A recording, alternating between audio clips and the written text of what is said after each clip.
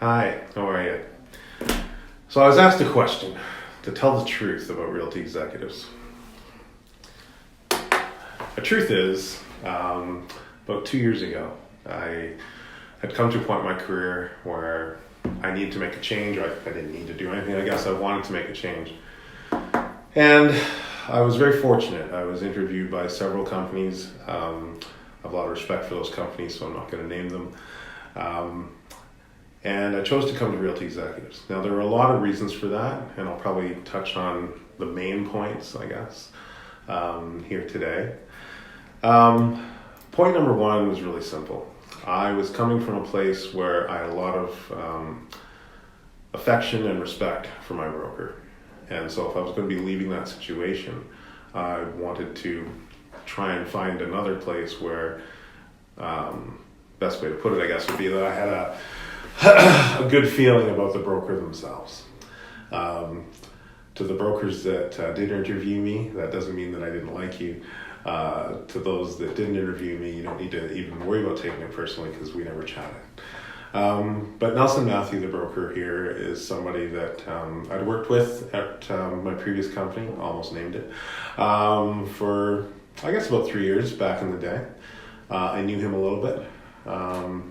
Respected him, and we had a series of conversations that took place over several months, and I decided that he was somebody that not only I could work for, but that I would enjoy working for. So that's reason number one, and that's the truth, quite frankly, no pitch. The second reason, not gonna lie, was the fee schedule. I'm not bragging, I'm simply stating a fact. In 2019, I had sales volume of approximately 12 million. For those of you who are in real estate, if you're watching this, you know that that's sales volume, not the amount of money I earned. But you can probably figure out, based on what you know about the business, what 12 million in volume would relate to. In a previous situation, 12 million in volume, I probably would have paid somewhere in the neighborhood of about $26,000 to $28,000 in fees. There's a lot that goes into that. Some of them are hidden, some aren't, but that's what it would have come out to. Here, same volume, I paid less than $10,000 in fees. Now I have an 18-year-old daughter who's heading off to university to study forensic science for years. And $18,000 in savings represents really a year in university for her, plus probably a really cheap car. So that's not an insignificant savings. And even if you're used to generating a fairly decent income for yourself, that's just 1 year. I was at my previous company for 16 years. Now, all 16 years I didn't do that type of volume, but there were certainly years that I did. If I do that type of volume for the next number of years, then you can multiply that, $15, $16, $17, $18,000 in savings every year for 5 years, 10 years, it adds up. So it's not that I was broke or poor or anything like that. I just didn't see the point in sending money out that should be coming back into my business. And I treat this like a business, there's no doubt about it. And I just learned how to do that really in the last few years. So that's kind of reason number two. The fee structure I thought was very favorable to the realtor, to the team. Obviously the teams are on a different structure than I am, but still the end result is very similar. Number three, it was important to me, coming from a well-known international brand, to align myself with a company that also had not necessarily a well-known brand, but certainly a brand in the sense that one that you could be proud of, and probably more importantly from a business aspect, that would have multiple offices. For those of you that are watching this video, if you know anything about our area, our MLS system goes pretty much from Oakville, Mississauga all the way to London at this point. You can find yourself selling homes or marketing homes in all kinds of places in Ontario. It's really nice to have offices in multiple locations and be a part of a company that, quite frankly, has over 40 locations in Ontario.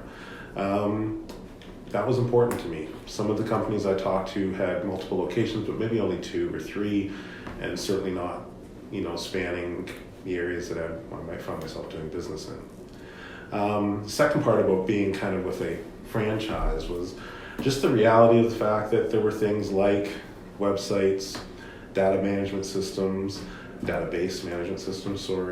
that are provided for basically free or low cost, that simply wasn't provided in other situations, or more importantly, wasn't provided at a reasonable cost.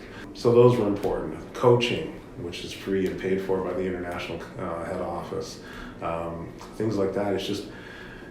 It was very inexpensive, not cheap. I think you'll find the quality is quite good. I don't really notice a difference.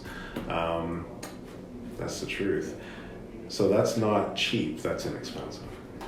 So that's kind of the third reason I came here. And the last part, which I didn't know before I came, but I definitely know now, is just the reality that I really enjoy the people I work with. In my previous situation, I really enjoyed the people I worked with. So I was kind of taking a leap of faith because I really didn't know a lot of people that worked at this office at the time, or at least at this company. I did know some, so it wasn't totally like first day of school, but it was like first day of school maybe in grade 3, where I knew some people but not a lot.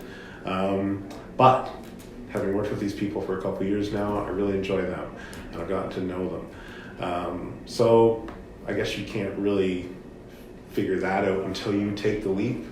But if you're thinking about it, I think you'll be very happy with what you find.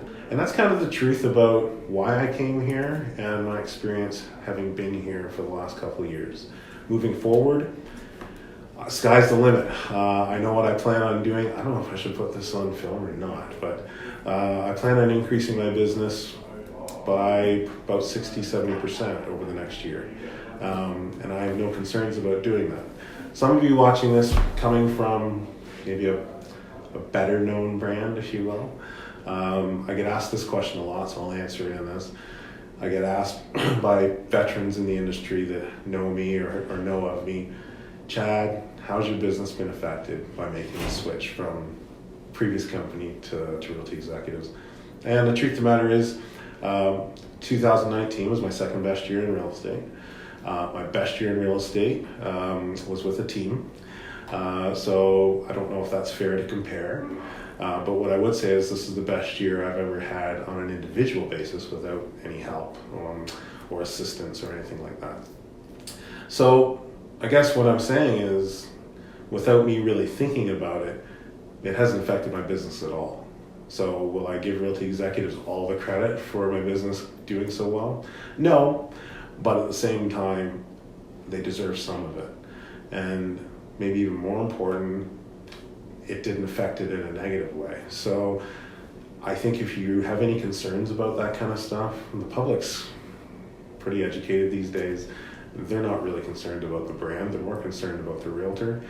I don't think it matters that much where you work, it's more about what you do and the service you provide. So I've had a great year. Knock on synthetic wood, 2020 will also be a great year. And that's kind of my 5-minute take on the truth about working at Realty Executives.